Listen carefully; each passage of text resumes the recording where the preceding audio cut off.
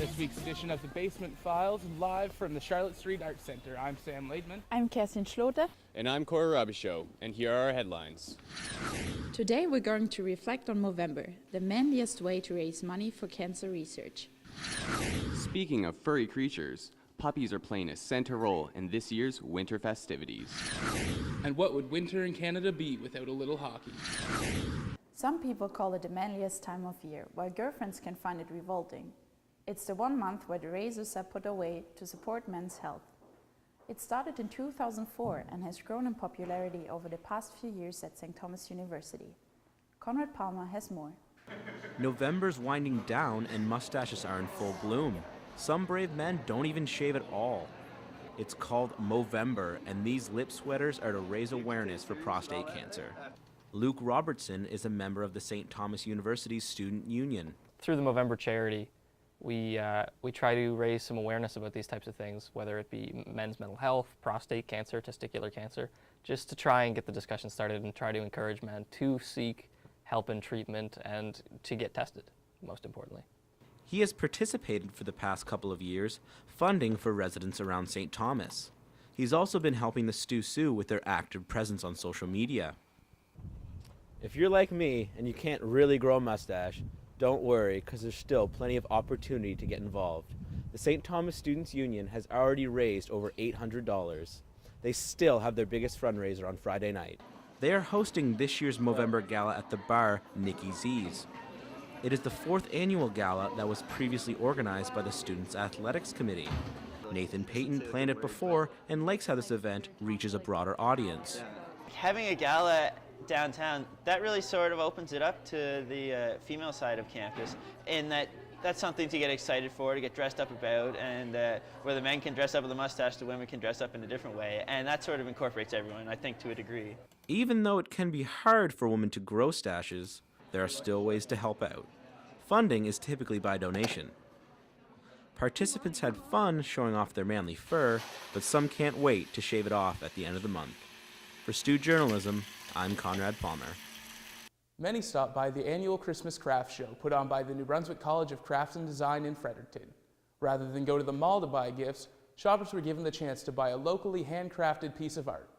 Philip Dross has more on the story. Talent and hard work were on display at this year's Christmas craft show, as students got a chance to showcase some of their pieces to the public. Second-year students at the New Brunswick College of Craft and Design worked for weeks to get the gallery ready to display their art. All pieces, as well as the decorating, were done by students, like Monica Corbett. She's in the jewelry program and will be graduating in January. We've been all working on our work since September, and some of us last year, actually, we knew that there would be a craft sale, so we've been setting things aside and saying, I'm going to sell this at the craft sale. People from around Fredericton came to the show to see the works on display and could buy pieces they liked. Craft lover Marilyn Stockdale enjoyed checking out the show, even though she didn't buy a lot. I found one nice piece. I saw some very nice jewelry. I didn't indulge. The show helps prepare students for their career, but that's not the only way it helped. Most of the money raised went towards the students to assist them with things like tuition and accommodations. A small part of the proceeds went to the gallery for future Christmas craft shows. The students here at the New Brunswick College of Craft and Design hope that this will provide an essential experience for the years to come. For St. Thomas Journalism, I'm Philip Drost. Downtown Fredericton is known for its businesses and for its creativity. Black Friday was a great opportunity for Fredericton residents to get a steal on local merchandise for the holiday season. Danielle Delalio has more on this story. This Black Friday weekend started the holiday season off with a bang, not just for the mainstream stores, but for the local ones as well. Paliki Papapanua, Assistant Manager of Cultures, a local business, tucked away on Mazuka Lane off York Street, explains how this American tradition is catching on in Canada. Well, traditionally at the store we don't normally do a Black Friday sale. We only started last year doing it, and it was the second time, like I said, that the store itself has done it. But I did notice that we didn't have a lot of customers coming in specifically for Black Friday for the store because they're not used to us doing it. So any sales that we did have, we sort of had to let people know we were doing them. They were more coming in to pay regular prices for the stuff. Cultures just celebrated their 20th anniversary last month and is a fair trade store in Fredericton run by the YMCA. It is also a non-profit organization. Another unique Fredericton business is also on York Street. The Pretty Little Freak Boutique was started by Amanda Ronan, who explains how this Black Friday was their best yet. This is my second year doing Black Friday. Last year was not as great as this year. Yesterday was really, really well. There was a lot of business downtown, and a lot of us noticed that November was a really big slump. So for a lot of us downtown, it gave us a little bit of a boost. Buying from downtown Fredericton stores like Cultures or the Pretty Little Freak Boutique offers shoppers unique gift ideas for loved ones this holiday season. Everyone hits the mainstream stores trying to save some money, which you kind of have to let them do that. Like, everyone's trying to save money right now. But I did find a lot of local people coming down and loyal customers coming in to see what specials were being held. Because a lot of the stuff that's down here, you can't find up at the mall. Like, it's just, you don't have that option, so that's really great. To support local Fredericton businesses, come downtown this Christmas. This is Danielle Delalio reporting for Stu Journalism. On Christmas morning, kids everywhere tear open the presents they find underneath the Christmas tree. However, some kids aren't so fortunate, which is why this year Fredericton Police are helping those kids in need. Michael Bourgeois has the story. Toys, toys, and more toys. That's all kids can usually think about this time of year. But for some less fortunate children, toys aren't always their first Christmas priority. However, this holiday season, the Fredericton Police Force are filling the wish lists for some of these children. Rob Hartland kick-started Cops for Kids, a program funded by the Fredericton Police Force to help less fortunate children in Fredericton with their Christmas shopping. The first year for anything, there's hurdles, there's roadblocks, there's different things you have to do when it involves children, when it involves a police force, when it involves, you get all that, then you throw in money into the mix. You have to make sure that all of the I's are dotted, all the T's are crossed, and everything is done above board, and make sure that everything is the way it should be. The goal for the police force is to form a stronger bond between residents of the community and those who protect it, all while helping those in need. Constable Duncan Lombard is a community resource officer for the Fredericton City Police. He also coordinates the auxiliary police force. As police officers, I feel we have, not only an obligation, but maybe a moral obligation to help and to assist people that are having a hardship. I think you probably would have to take from it that it's gonna enlighten people's lives somewhat, and we're in a position that we can make it happen. 10 children will be chosen by third-party groups and be given money to fund their Christmas shopping spree. Many children find all the gifts on their wish list at the mall. Regent Mall Operations Manager Paul Johnston also volunteers as an auxiliary officer and knew that the Regent Mall was a perfect fit for the program.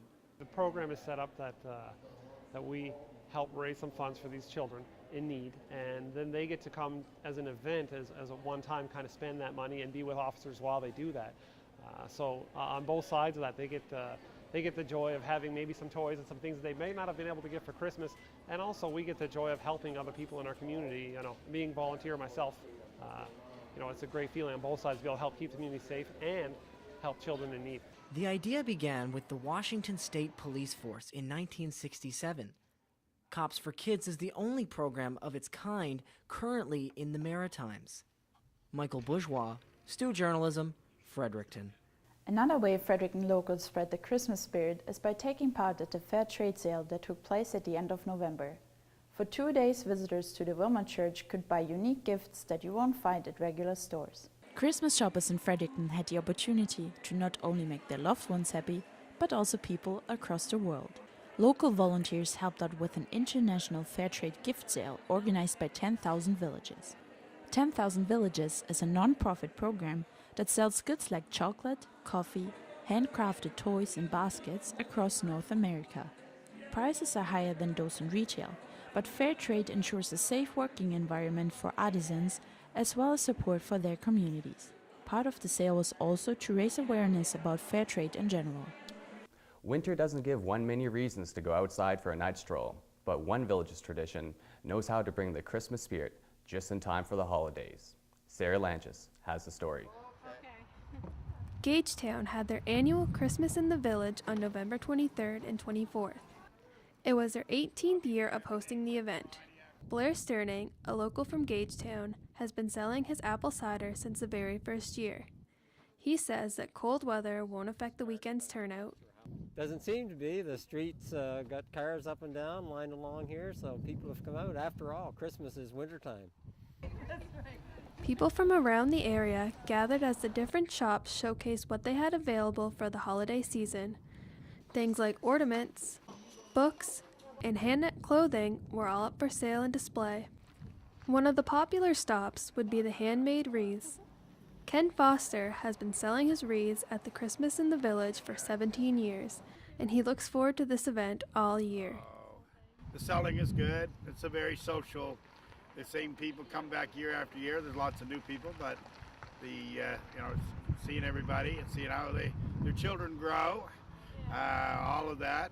The snow and cold weather didn't stop the holiday spirit from coming to the village of Gagetown.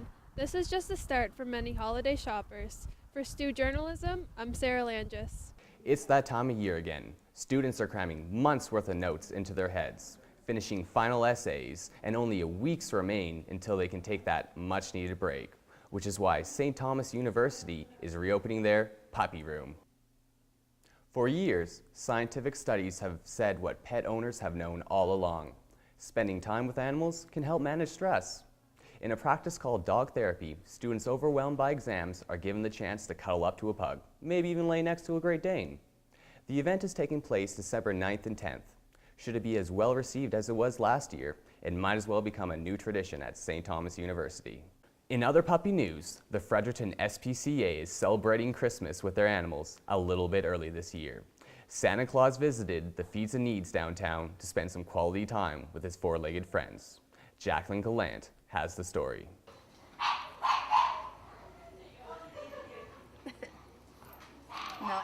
With Christmas just around the corner, everyone is getting into the holiday spirit, including our furry little friends. Absolutely. The Fredericton SPCA invited Old St. Nick to the Sure Gain Feeds and Needs for their annual pet pictures of Santa Claus. The photos are taken by donation by Meg Hood Photography. She is a friend of the SPCA and offered to take the pictures for free. Paul White was happy to bring his gentle giants back to meet Santa this year. White is on the board of directors for Fresh Start Dane Rescue NB, and he rescued his 5-year-old Great Dane Phoenix from a puppy mill in Ontario when he was just a 4-month-old puppy. On average, we get about 15 Danes in a year, and what happens is people get them, don't realize how big they get, or family dynamics change, loss of job, don't have time for the dogs. They need a fair amount of attention. They're a very me dog. Karen McGeehan is the Director of Marketing and Development for the SPCA and has been working there for the past 6 years. She says they have been putting on this event for as long as she can remember. Oh, my favorite part, of course, is the animals. We've had everything from dogs and cats and ferrets and rabbits, and even last year we had an iguana. Oh, wow. Yeah. Which was really good because he posed really well. He didn't move at all. Snuggling up to Santa was the price they had to pay to get a couple of treats. But what was easy for some was a struggle for others. Luther. It wasn't just the dogs who had all the fun. Other family pets like Hank and Pico were happy to sit on Santa's lap. For Stu Journalism, I'm Jacqueline Gallant. The St. Thomas women's hockey team has been much more successful than the men's team for years. Despite this, the men continued to draw a larger crowd to their games. Is there a gender bias in hockey? Scott Hems has more on this. Every weekend, hundreds of fans pack the Grant Harvey Center to watch the Stu men's hockey team. However, the women's team, who are much more successful, barely have anyone in attendance. After years of struggling, the men's team is still losing games by lopsided scorelines. The women's team not only compete at the top of their division, but are set to host the national championships in March. Men's hockey may involve hitting and fighting, but games are often delayed through injuries and brawls after the whistle. Women's hockey is just as entertaining and focuses more on tactics than hitting.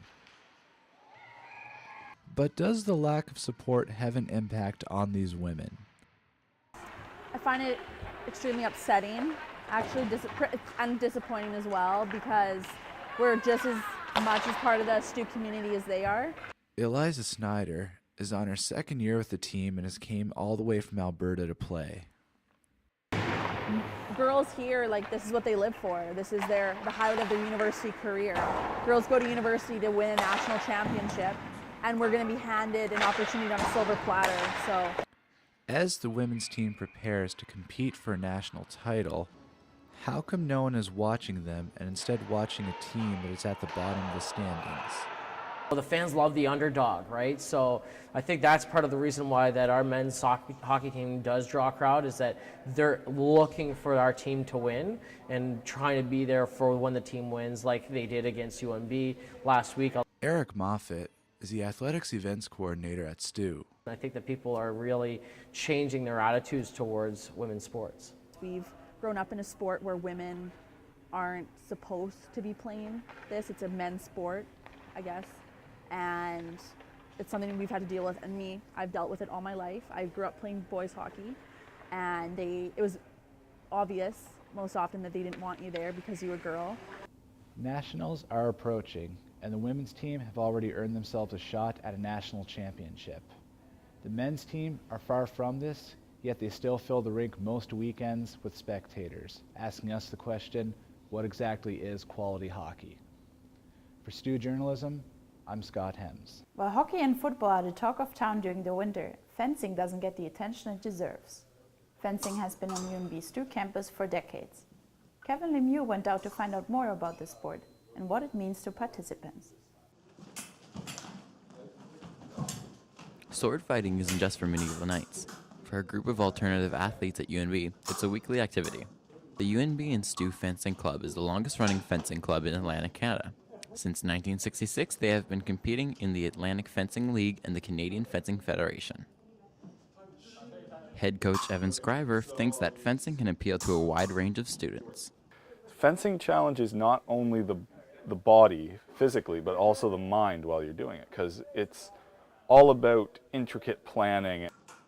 The most popular version of fencing today, also known as Olympic fencing or competitive fencing, has 3 weapon categories: foil, saber, and epic.